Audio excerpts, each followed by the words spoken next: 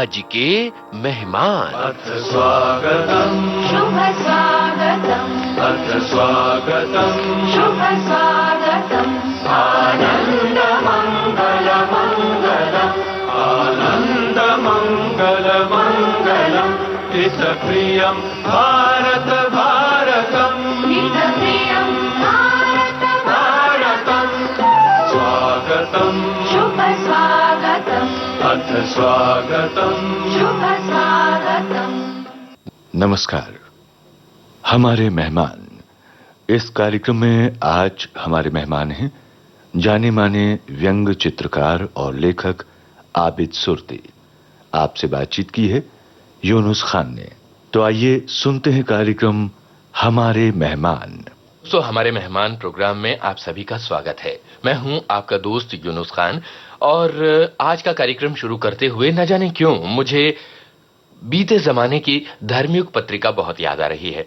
अगर आप धर्मयुग के नियमित रूप से पाठक रहे हैं तो आपको अच्छी तरह से याद होगा कि धर्मयुग के आखिरी पन्नों पर एक बड़ी मशहूर कार्टून पट्टी यानी कि कार्टून स्ट्रिप छपती थी जिसका नाम था कार्टून कोना, और इस कार्टून कोने का नाम था कार्टून कोना डब्बू जी।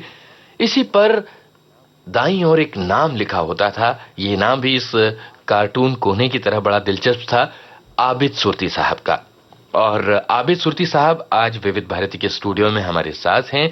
आबिद साहब न सिर्फ एक बहुत अच्छे कार्टूनिस्ट हैं, चित्रकार हैं, बल्कि एक मशहूर लेखक की हैसियत से भी देश विदेश में इनकी काफी पहचान है। आबिद साहब, बहुत स्वागत है आपका विविध भारती के स्टूडियो में। शुक्रिया। अच्छा, ये बताइए कि आप अपने आप को ब्रश और पेंट्स से जुड़ी हुई शख्सियत मानते हैं या कलम से जुड़ी हुई शख्सियत मानते हैं या कुछ और मानते हैं? मैं अपने आप को ब्रश से जुड़ी हुई शख्सियत मानता हूं और उसी में आगे बढ़ना चाहता हूं, आगे बढ़ रहा हूं और आगे बढ़ता रहूंगा। अच्छा, डब्बू जी का सफर कैसे शुरू हुआ था? शुरू में मैंने डब्बू जी गुजराती पत्रिका के लिए बनाने शुरू किए थे, लेकिन बदकिस्मती ये हुई उसमें कि सिर्फ 4 या 5 इंस्टॉलमेंट छपे उसके। अच्छा अच्छा। और लोगों ने उसे जरा भी पसंद नहीं किया जी। और यहाँ 30 साल तक नॉन स्टॉप लगातार चलता रहा। अच्छा, ये कब शुरू हुआ था और क्या विचार था इसके पीछे? जो डब्बू जी का चुटकुला रहता था वो 2 पहलुओं पर चलता था जी। उसके 2 पहलू थे। हाँ। एक तो ये था कि आपने चुटकुला पढ़ा, हंस दिए और भूल गए, लेकिन उसका एक दूसरा गहरा पहलू था जी। जो काफी लोग वो भी पकड़ लेते थे।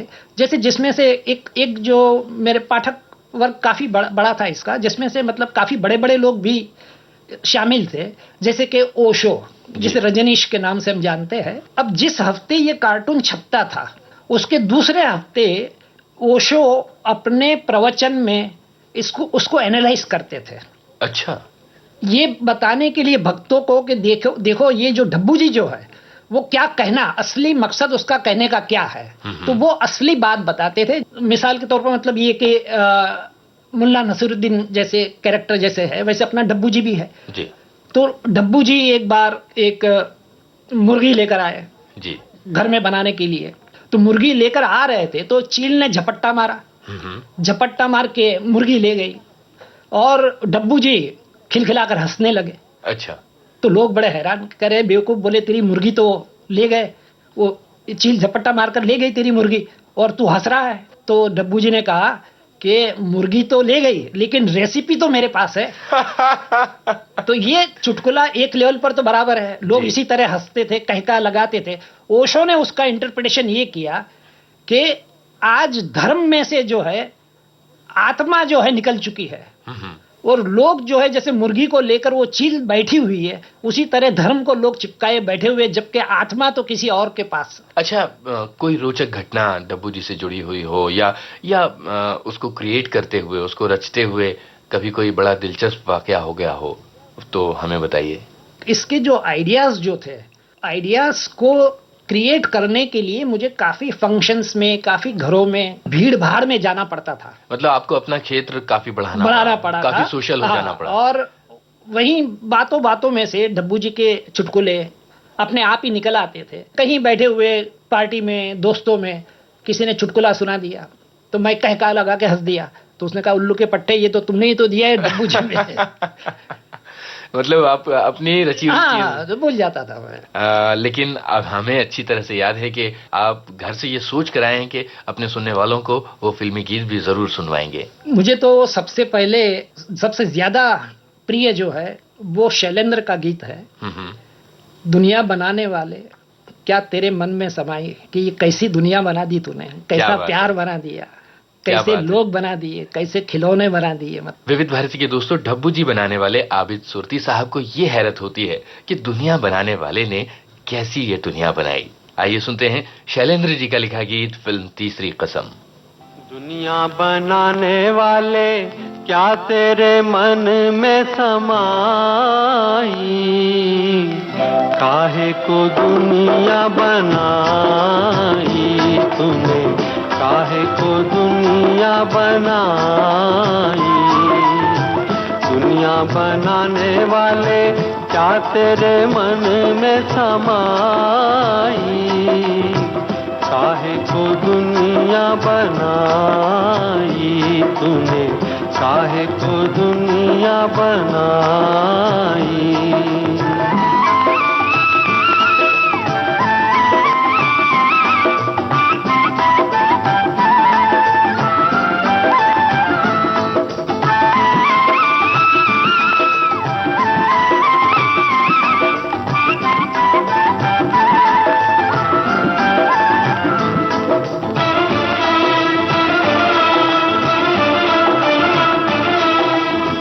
काहे बनाए तूने माटी के पुतले, धरती ये प्यारी प्यारी मुखड़े ये उजले।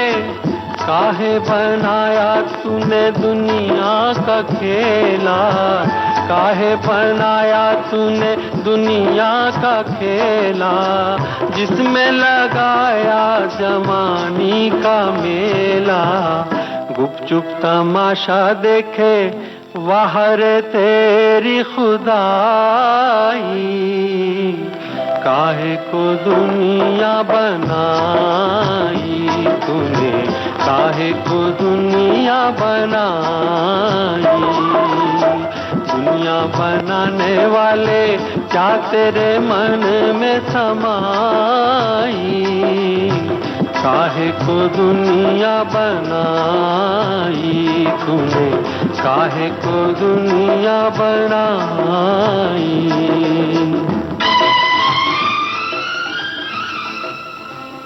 अभी साहब, आप कार्टूनिस्ट की हैसियत से तो बहुत मशहूर हैं, लेकिन जैसा कि आपने शुरुआत में कहा था कि आप खुद को एक चित्रकार मानते हैं और दुनिया आपको एक बहुत अच्छा लेखक मानती है।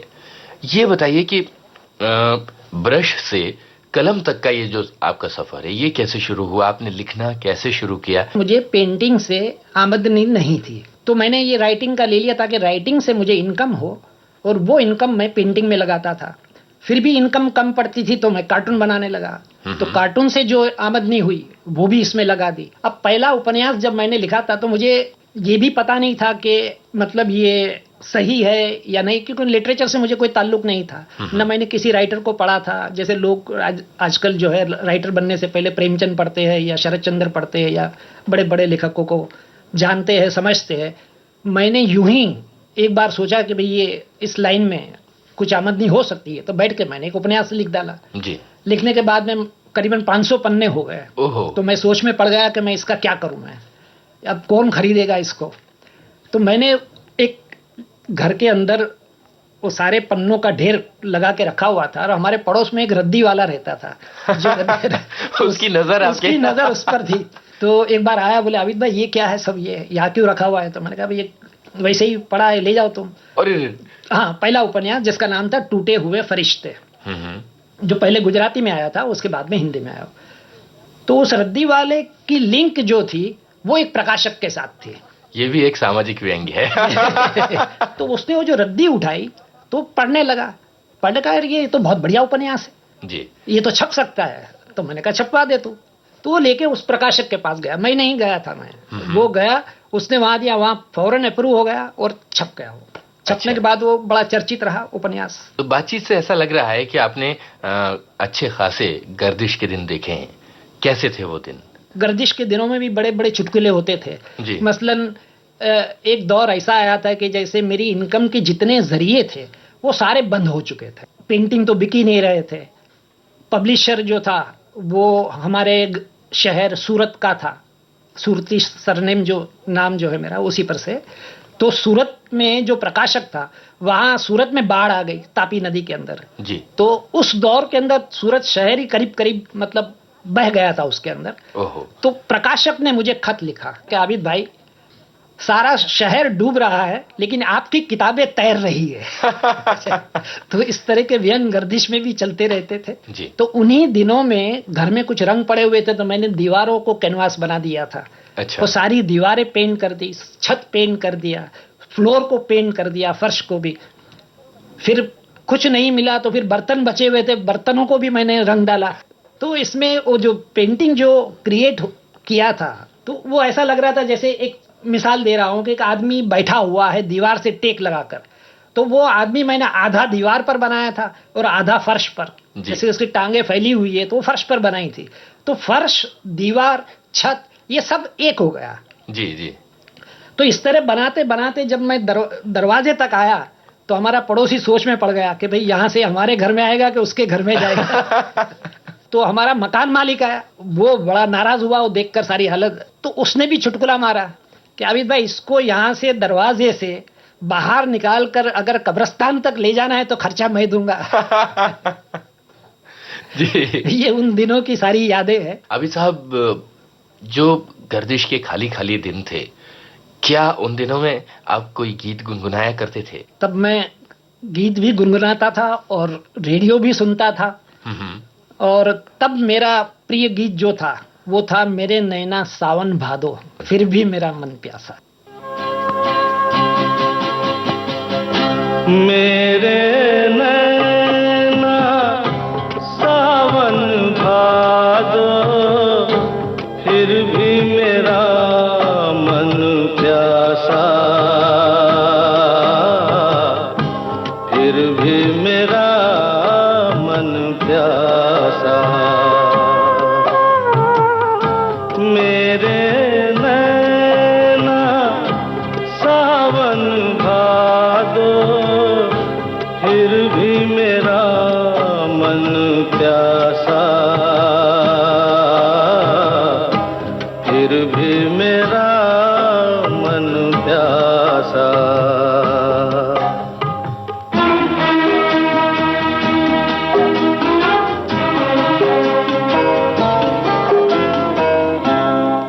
दिल दीवाने,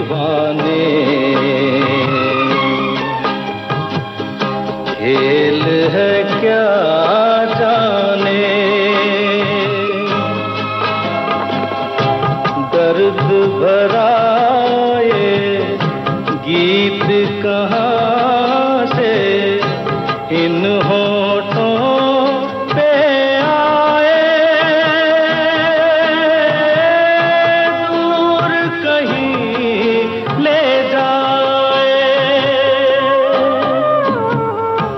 भूल गया क्या भूल के भी है मुझको याद जरा सा, फिर भी मेरा मन प्यासा।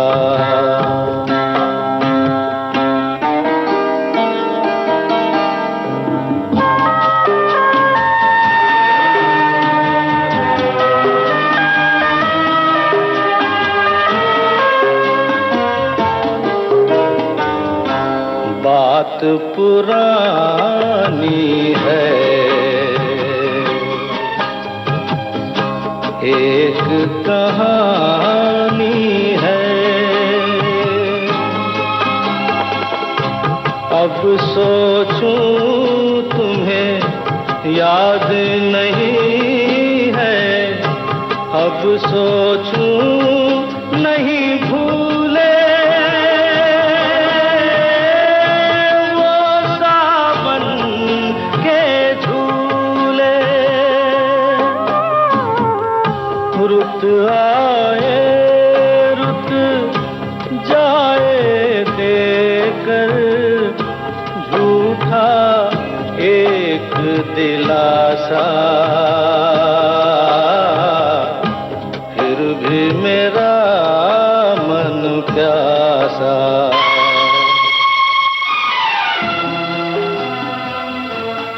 अभी साहब, कहा जाता है कि संगीत की भाषा जो है वो किसी भी सरहद को नहीं मानती, किसी भी वर्ग को नहीं मानती और सबकी समझ में आती है।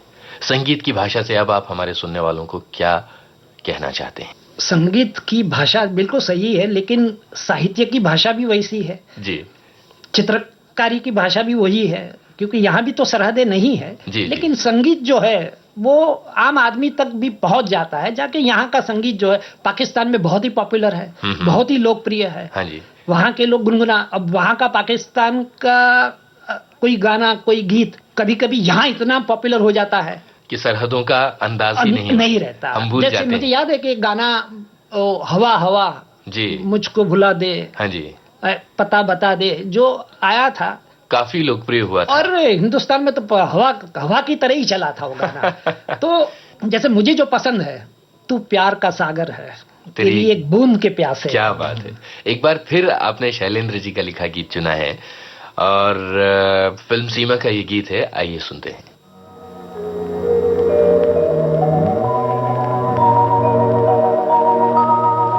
तू प्यार का सागर है, तू प्यार का सागर है, तेरी एक बूंद के प्यासे हम, तेरी एक बूंद के प्यासे हम, लौटा जो दिया तूने, लौटा जो दिया तूने, चले जाएंगे जहाँ से हम, चले जाएंगे जहाँ से हम। तू प्यार का सागर है, तू प्यार का सागर है, तेरी एक बूंद के प्यासे हम, तेरी एक बूंद के प्यासे हम, तू प्यार का सागर है।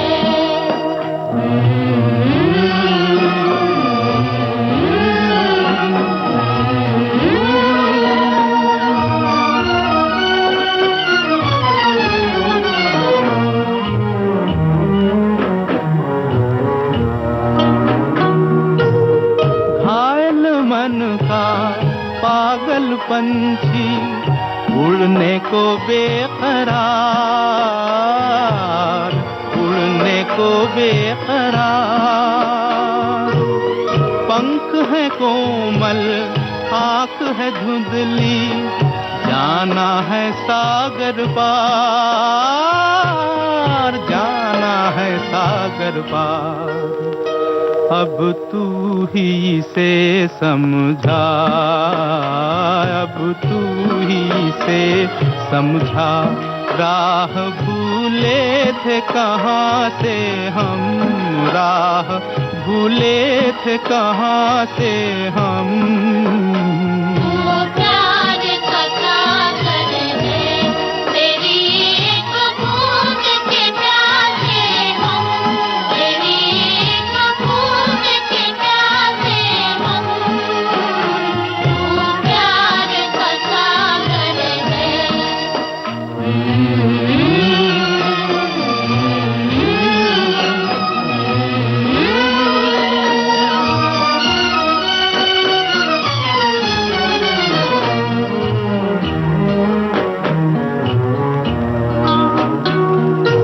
इधर झूम के गाए जिंदगी, उधर है मौत खड़ी,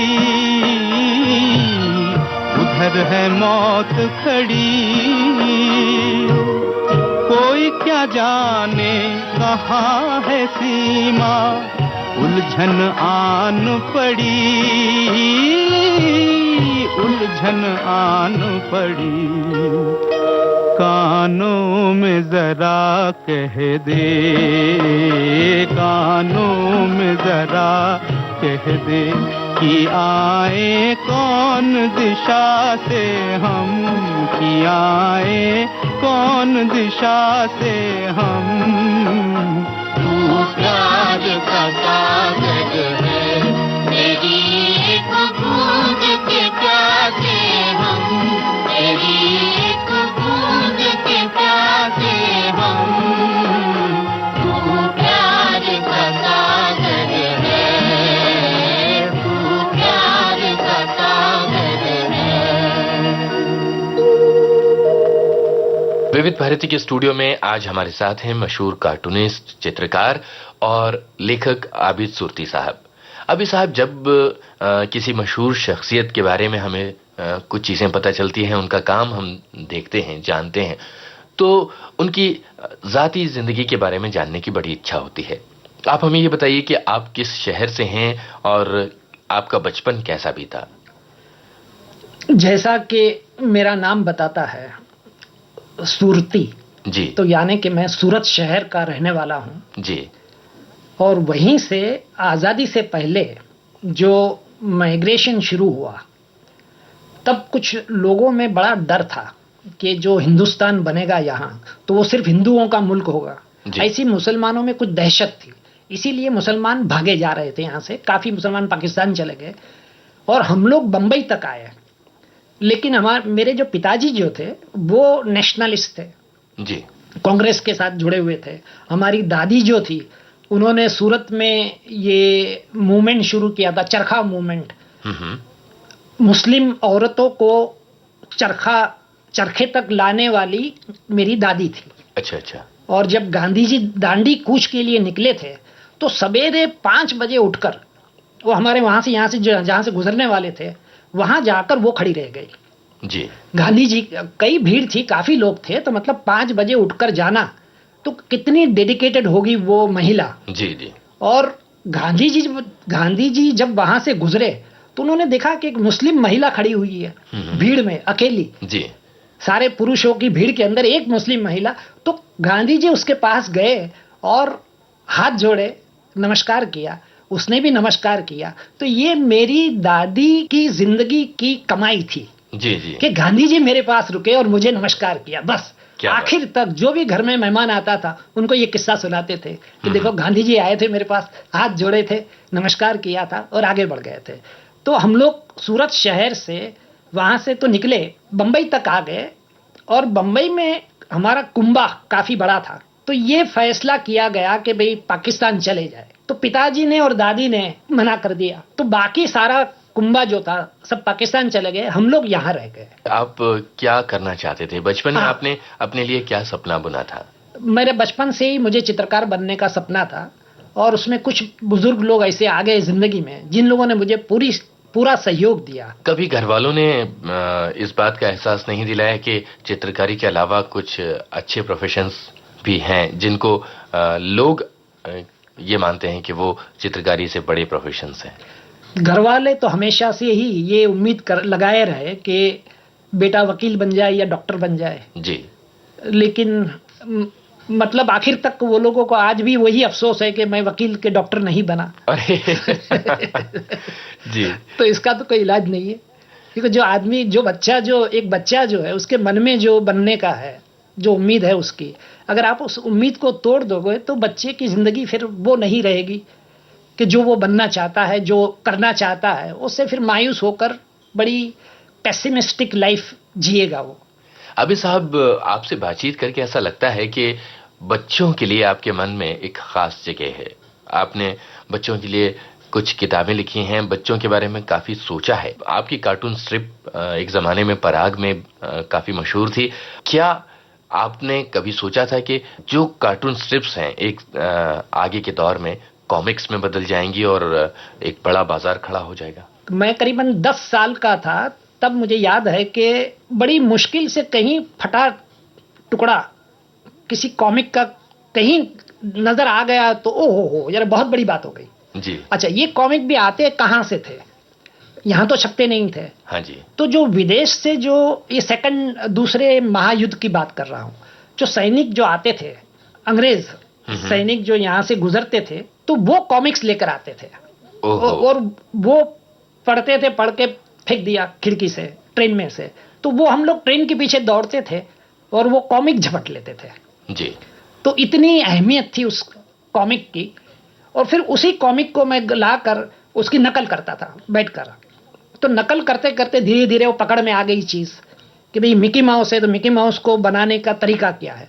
तो एक तो ये काम तो सिर्फ देख लेते हैं कि भाई ये मिकी माउस है, लेकिन जब बनाने बैठा तो मुझे पता चला कि भाई ये जो बंदा जिसने ये मिकी माउस क्रिएट किया है, वॉल्ट डिज्नी, तो उसने काफी सोच कर मिकी माउस बनाया है। उसने प्रोपोर्शन सारे तय किए हैं जी कि भाई ये मिकी माउस का सर है तो वो एक मेजरमेंट है जी उसका जिस्म जो है तो 2 मेजरमेंट है। जी। इस तरह के सारे मेजरमेंट उसके फिक्स थे, वो जो नकल करने से पता चला। तो उसी के बल पर मैंने डब्बू जी क्रिएट किया। हाँ हाँ कि एक सर का मेजरमेंट पकड़ के डब्बू जी को क्रिएट कर लिया मैंने। जी जी। अब तो मतलब क्या कहते हैं कि बाढ़ आ गई है बंबई के अंदर कॉमिक्स की, और अब ये बाढ़ खत्म होती जा रही है, इसलिए कि अब सारा कॉमिक्स आपको टीवी पर मिल रहा है, चैनल पर। आपको क्या लगता है कि इसका बच्चों पर किस तरह का असर पड़ रहा है? बच्चों पर अब ये तो इस पर डिपेंड करता है कि बच्चे जो है, बच्चों के जो माँ बाप जो है वो सुलझे हुए है या नहीं। अभी साहब मुझे लगता है कि क्यों ना एक गीत सुन लिया जाए। क्या बोलती तू।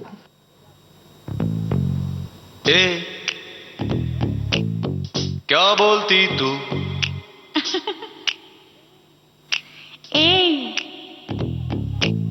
क्या मैं बोलूं। सुन सुना। आती क्या खंडाला। क्या करूं आगे मैं खंडाला। घूमेंगे फिरेंगे नाचेंगे गाएंगे ऐश करेंगे और क्या। क्या बोलती तू। क्या मैं बोलूं। सुन सुना। आती क्या खंडाला। क्या करूं आगे मैं खंडाला। अरे घूमेंगे फिरेंगे नाचेंगे गाएंगे ऐश करेंगे और क्या। क्या बोलती तू। क्या मैं बोलूं।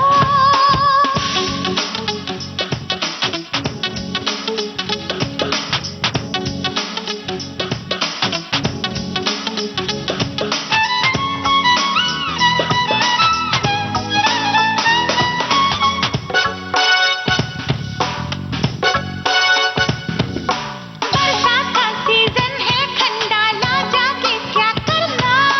बरसात के सीजन में ही तो मजा है मेरी मैना। भीगूंगी मैं सर्दी खांसी हो जाएगी मुझको। छाता लेके जाएंगे पागल समझी क्या मुझको। क्या करूं समझ में आए ना। क्या कहूं तुझसे मैं जानू ना। अरे इतना तो क्यों सोचे मैं आगे तू पीछे बस अब निकलते और क्या। क्या बोलती तू। अरे क्या मैं बोलूं।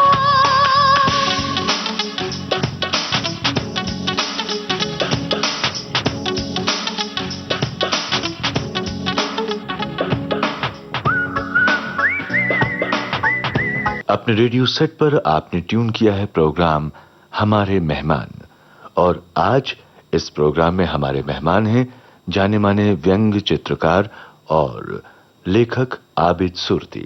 आपसे बातचीत की है यूनुस खान ने। अभी साहब आपकी काफी किताबें बहुत मशहूर हुई हैं और जिसमें से हमारे श्रोताओं को भी बहुत अच्छी तरह से याद होगा कि आपका एक उपन्यास है 72 साल का बच्चा, जिस पर विविध भारती से ये धारावाहिक नाटक के रूप में भी प्रसारित हो चुका है। इसके अलावा हमने सुना है कि बंबई की जिंदगी पर, बंबई के अंधेरे कोनों पर आपका एक उपन्यास है, और इसके अलावा आपकी और भी कई किताबें हैं। तो अपने रचना कर्म के बारे में हमें बताइए। जो बंबई पर जो मैंने लिखा है और जो काफी लोकप्रिय भी हुआ है, वो उस उपन्यास का हिंदी नाम है मुसलमान जी, जो अभी मराठी में धारावाहिक चल रहा है। अच्छा अच्छा।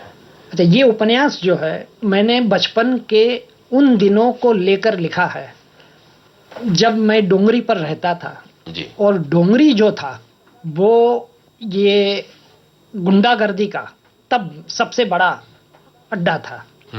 यहीं से करीम लाला जी वो भी वहीं था, जी हाजी मस्तान भी वहीं था, तब दाऊद भी वहीं था। और आज़ादी, तब नई नई आज़ादी मिली थी, तो मुझे याद है कि एक आदान प्रदान इन लोगों से लगातार मेरे बचपन के दिनों में होता रहा।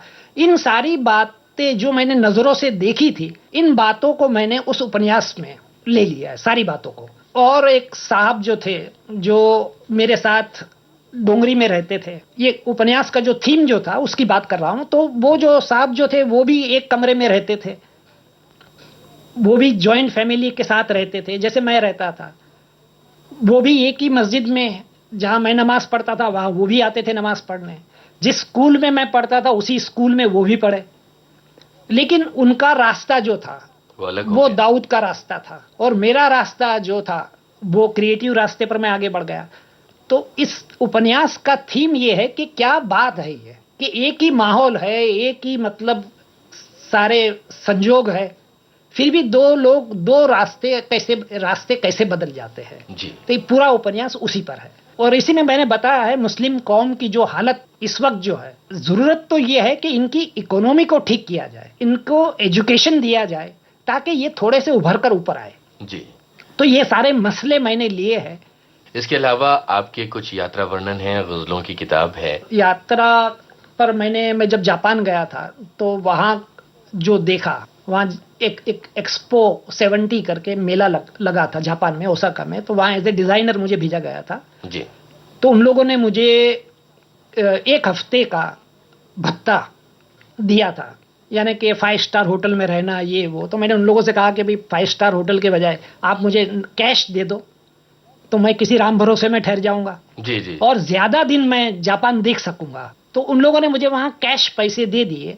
तो कैश देने से मैं पूरा 1.5 महीना रह सका वहां। हाँ जो जी। 7 दिन का प्रोग्राम था, 1.5 महीने में मैं पूरा जापान घूम कर, और जापान की वो सारी अंदरूनी बातें जो जापानियों को भी पता नहीं थी, वो खोज कर मैंने जो किताब लिखी है उसमें दी गई।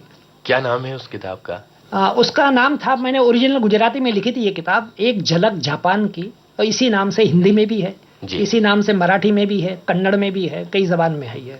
घूमने का इसका मतलब आपको अच्छा खासा शौक रहा है। तो आपकी मनपसंद जगह कौन सी है? दुनिया घूमने के बजाय मैं तो चाहूंगा कि मैं हिंदुस्तान को ही पहले पूरी तरह देख लूं। जी। हालांकि मैं काफी घुमा हूं हिंदुस्तान में, लेकिन आज भी मुझे लगता है कि कई जगह ऐसी है कि जो अब तक मैं पहुंच ही नहीं पाया वहां। जैसे आप साउथ में चले जाइए, केरला के बैकवाटर्स में चले जाइए, कहीं हिमालय में आगे बढ़ जाइए। तो मैं काफी मतलब घुमा हूं। ऋषिकेश, मैं वहां गया था, बद्रीनाथ केदारनाथ। जी। मैं तब गया था जब वहां बद्रीनाथ पहुंचने के लिए 30 दिन तक चलना पड़ता था। 30 दिन की यात्रा।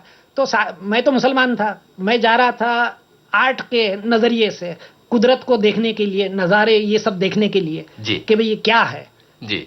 कुदरत क्या है। तो और ये जो सारे श्रद्धालु जा रहे हैं, उनके साथ बढ़ता बढ़ता जो मैं गया, तब मुझे याद है मेरे साथ एक कोई साधु भी था, जो सर पर जो है वो नाव लेकर जाता था। वो जा रहा था मानसरोवर, जी। नाव लेकर, वो मानसरोवर में नाव डालने के लिए, और मैं जा रहा था बद्रीनाथ केदारनाथ। तो 30 दिन, 28 से 30 दिन की यात्रा कर मैं वहां पहुंचा था, और इतना सुकून मिला था, इतनी शांति मिली थी, क्योंकि सारा माहौल जो था ना वो प्यार का था। तो वो जो प्यार जो वहां नजर आया मुझे बद्रीनाथ केदारनाथ के अंदर, वो आज भी मैं भूल नहीं पाया हूं। जहां सही ढंग से सही मजहब, सही धर्म काम कर रहा है, तो वहां लोगों को शांति मिलेगी ही मिलेगी। सही बात है। आबिद साहब, ये जो बात है आपकी, इस बात पर एक गाना हो जाए। बिल्कुल हो जाए। मैं तो चाहूंगा कि अल्लाह तेरो नाम, जी। ईश्वर तेरो नाम। आइए सुनते हैं फिल्म हम दोनों का ये गीत।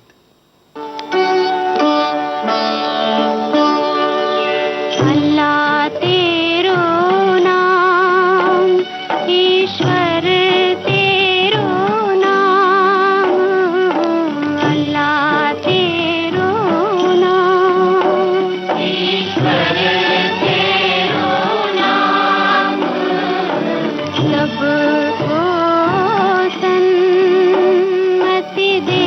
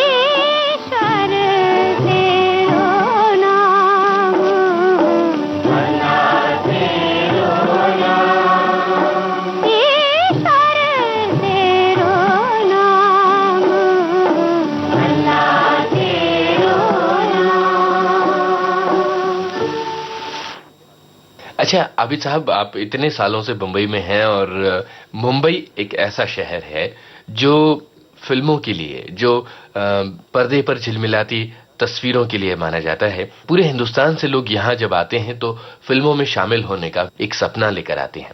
और आप तो न सिर्फ लिखने से जुड़े हैं बल्कि आप पेंटिंग से भी जुड़े रहे हैं।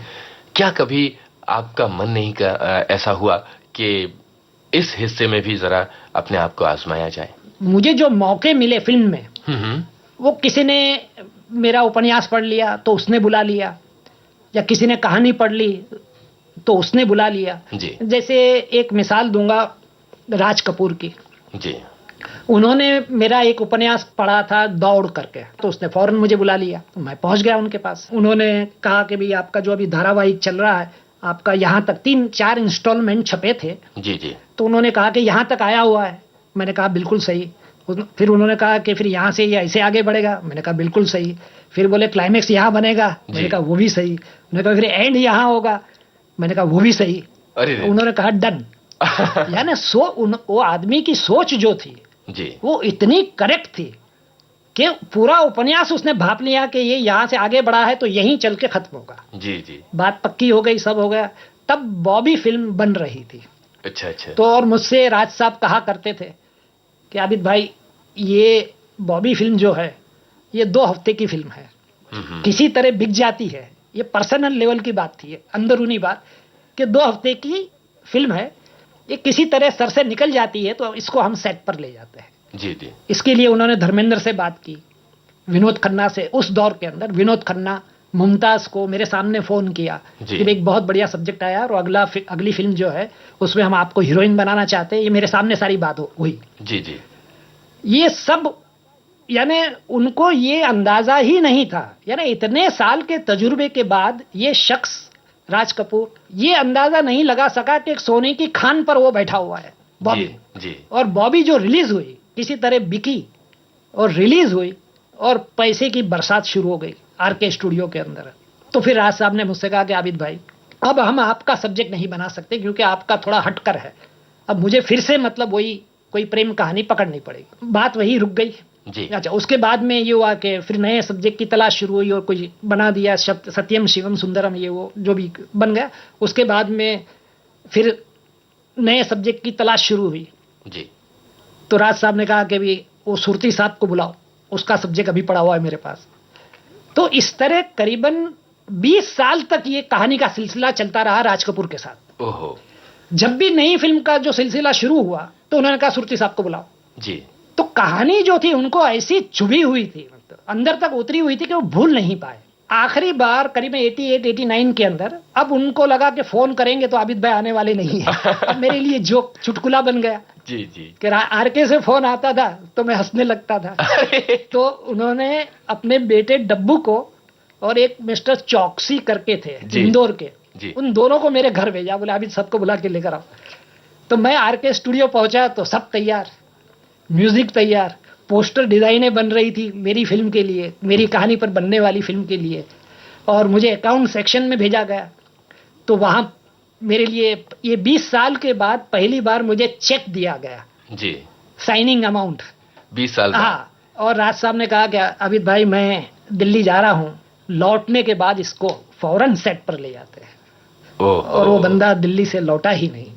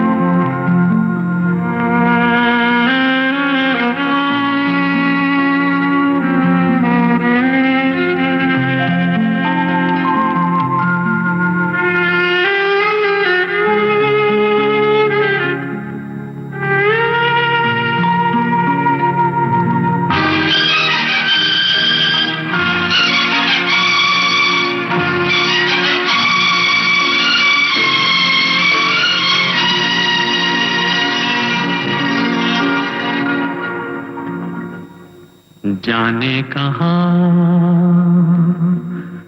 गए वो दिन, कहते थे तेरी राह में नजरों को हम बिछाएंगे। जाने कहाँ गए वो दिन, कहते थे तेरी राह में नजरों को हम बिछाएंगे। चाहे कहीं भी तुम रहो, चाहेंगे तुमको उम्र भर, तुमको न भूल पाएंगे।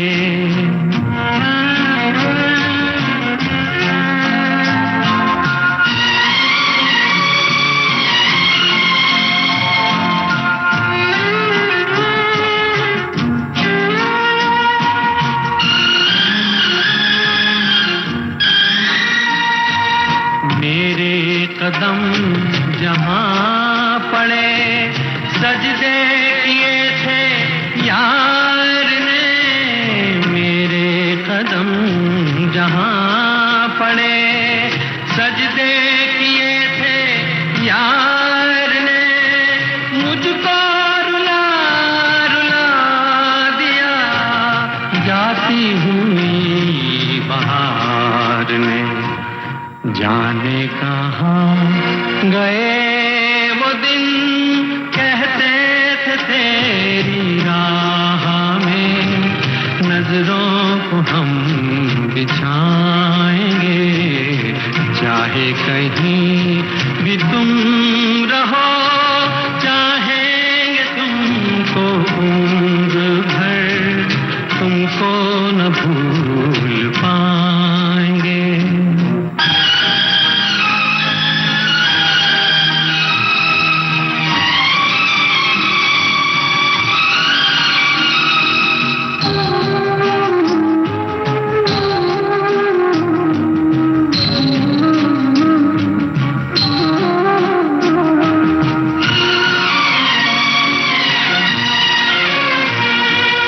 अपनी नजर में आजकल दिन भी अंधेरी रात है। अपनी नजर में आजकल दिन भी अंधेरी रात है। साया ही अपने साथ था, साया ही अपने साथ है। जाने कहाँ गए वो दिन, कहते थे तेरी राह में नजरों को हम बिछाएंगे। चाहे कहीं भी तुम रहो, चाहेंगे तुमको उम्र भर, तुमको न भूल पाएंगे। आपने बताया कि आप राज खोसला साहब के साथ कोई फिल्म कर चुके हैं। मैंने एक नकाब फिल्म की थी उनके साथ जी। मुस्लिम सोशल चाहते थे वो, तो वो हज को लेकर था। और हज की जो महिमा है जी जी, वो मैं पेश करना चाहता था, ताकि लोगों को पता चले, गैर मुसलमानों को, कि भाई ये क्या हज क्या है। सिर्फ वहां जाना नहीं है, जी जी, जाने से पहले उसमें सबसे बड़ी कंडीशन, शर्त ये है कि अपने जितने दुश्मन है उनसे पहले गले लगो। जी जी, अगर कोई भी तुमसे नाराज है तो तुम हज के लिए नहीं जा सकते हैं। जी। अपने पड़ोस में कोई गरीब गुरबा रहता है तो उसकी भी हालत देखो तुम, कि भाई ये पैसे जो तुम हज में सर्फ कर रहे हो और वो भूखों मर रहा है, तो तुम्हारी हज कबूल नहीं होगी। जी। तो ये सारी कंडीशन, ये हज का कॉन्सेप्ट लेकर पूरा रोमांटिक लव स्टोरी का सब्जेक्ट वर्कआउट किया था। वो उनको बहुत ही पसंद आया, बहुत ही पसंद आया। और फिर काम शुरू हो गया, स्क्रिप्ट लिख दिया, ये कर दिया, स्क्रीन प्ले कर दिया मैंने। डॉक्टर राही, मासूम रजा उसके डायलॉग लिखने वाले थे। लेकिन बाद में फिर क्या, ऐसा कुछ पॉलिटिक्स अंदर शुरू हुआ और लोगों ने बहकाना शुरू कर दिया कि भाई ये तो आबिद भाई तो लिटरेचर के आदमी है, और लिटरेचर वाले तो फिल्म वालों को ले डूबते हैं। जी जी, कृष्णचंद्र भी डूबा, जितने भी आए, मंटो भी डूबे। जी जी, तो बोले आप इसके चक्कर में कहाँ फंसे हुए हो। तो फिर दूसरे राइटर को इन्वॉल्व किया गया ओहो। और दूसरे राइटर ने वो जो मेन कॉन्सेप्ट जो था हज का वही काट के फेंक दिया उसने।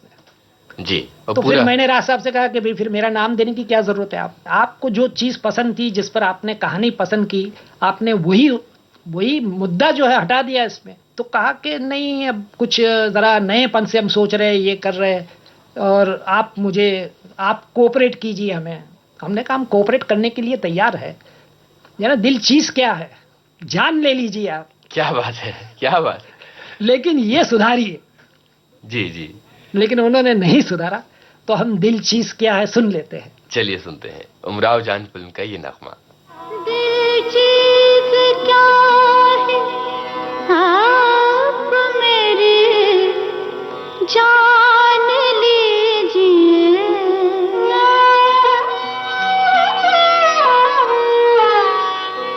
दिल चीज क्या है आप मेरी जान लीजिए,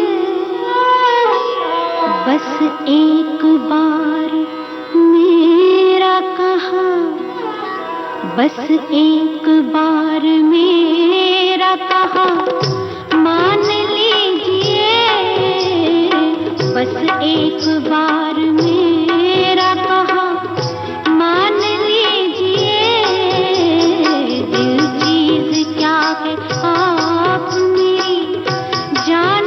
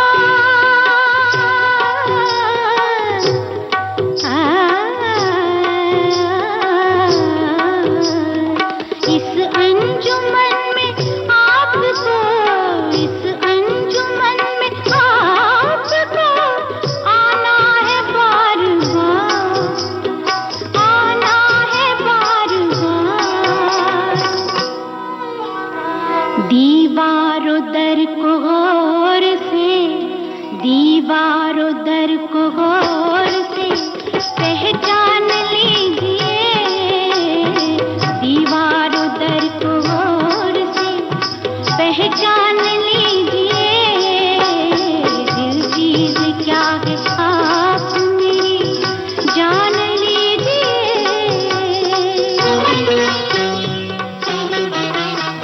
अच्छा, एक आखिरी बात मैं आपसे जानना चाहता हूं कि जो आपका पूरा लेखन है उसमें एक व्यंग्यात्मक शैली दिखाई पड़ती है। मेरे लेख में, मेरे व्यंग में वो ये जो सटायर जो आता है जी, वो कहाँ से आया, तो उसका एक छोटा सा किस्सा कहीं छपा था, जिसमें बचपन का किस्सा था मेरे कि 5-6 बच्चे जो थे हम लोग जी, 5 साल 6 साल के, हम सब मिल के डोंगरी से चौपाटी के समंदर में तैरने गए। अच्छा। मुझे बड़ा शौक था तैरने का, बच्चों को भी था, जो साथ में हम पूरी टोली पहुंचे और वहां करीबन 10-15 मिनट समंदर में नहाए। वो बच्चे तो जो साथ आए थे वो तो चले गए, तो मैं अकेला रह गया, क्योंकि मैं समंदर से मेरा जो लगाव जो था वो इतना था कि मैं निकलना नहीं चाहता था। मैंने कहा थोड़ी देर और, थोड़ी देर और, थोड़ी देर करते करते वो तंग आके वो तो चले गए, तो मैं और 15-20 मिनट तैरता रहा। लेकिन जब मैं बाहर आया तो देखा तो मेरे सारे कपड़े गायब। ओहो। एक भी कपड़ा, मतलब सब उतार के गए थे। कपड़े उतार कर इसलिए गए थे कि गीले हो जाए, अगर पहन के नहाते हैं और गीले हो जाते तो अम्मी पिटाई करने वाली थी। अम्मी को समंदर से बड़ी वो डर था उनको, समंदर से बड़ा डर था उन्हें कि भाई समंदर में कोई तैरने गया तो मतलब उसका मतलब ये है कि वो मर गया। उनके जहन में ऐसा बैठा हुआ था, तो उस डर के मारे सारे कपड़े उतार के हम सब लोगों ने बाहर ही रखे थे। तो ये बंदे जो गए तो सारे कपड़े लेकर गए यहाँ से जी। अब मैं बड़ा परेशान, 5 साल की उम्र की बात है, ये 4-5 साल। अब मैंने सोचा कि रोने जैसा हो गया, अब घर कैसे पहुंचूं। एक तो कपड़ों के बगैर रास्ते में चलता हुआ वहां तक पहुंचना, घर तक, चौपाटी से डोंगरी तक काफी करीबन 20-25 मिनट का रास्ता था पैदल जी। तो तभी कहीं से एक अखबार उड़ता हुआ आया, अखबार का पन्ना, तो मैंने वही उठा के उसकी लुंगी बना ली जी।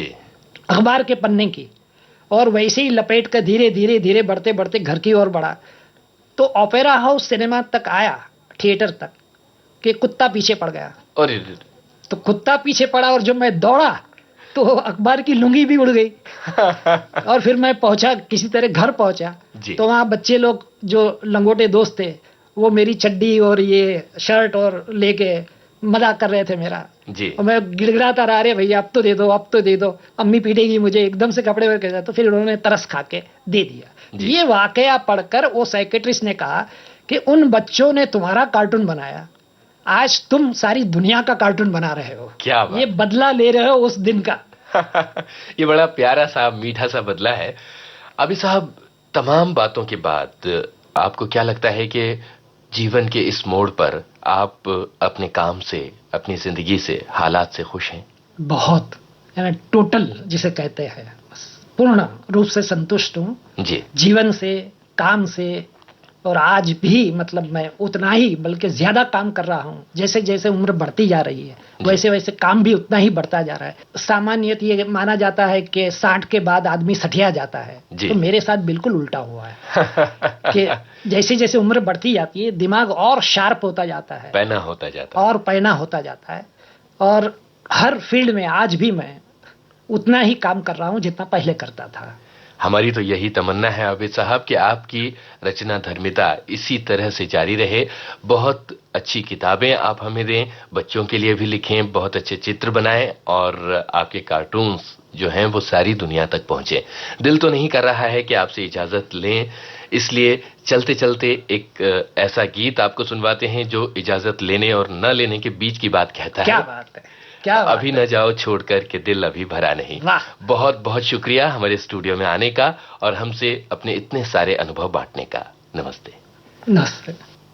अभी न जाओ छोड़कर कि दिल अभी भरा नहीं, अभी न जाओ छोड़कर कि दिल अभी भरा नहीं।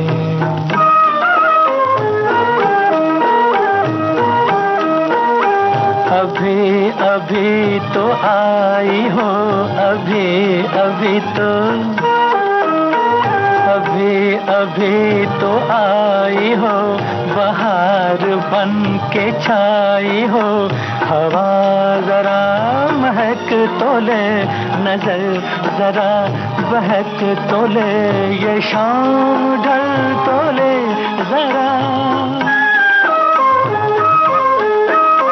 ये शाम ढल तो ले जरा, ये दिल संभल तो ले जरा। मैं थोड़ी देर जी तो लूं, नशे के घूंट भी तो लूं, नशे के घूंट पी तो लूं। अभी तो कुछ कहा नहीं, अभी तो कुछ सुना नहीं, अभी ना जाओ छोड़ कर के दिल अभी भरा नहीं।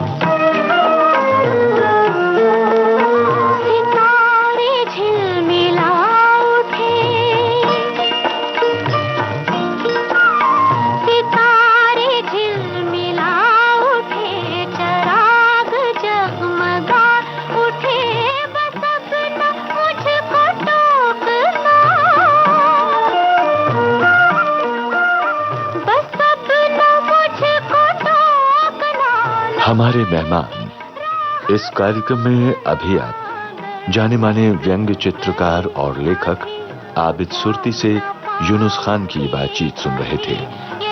इस कार्यक्रम के निर्माण में प्रस्तुति सहयोगी थे PKA नायर। विविध भारती की ओर से इसे आपकी सेवा में प्रस्तुत किया राकेश जोशी ने। अब दीजिए इजाजत, नमस्कार। आज के मेहमान।